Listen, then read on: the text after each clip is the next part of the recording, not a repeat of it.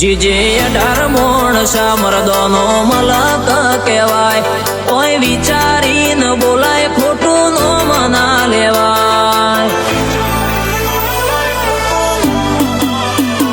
ઈશુ મોણસાનો ગોધીનગરે ટોપે ચાલે, ઈશુ 302 ની હાક વેરીઓની વસોમાં ખોપ બતાવે. હોય અમે રીહના ભરેલા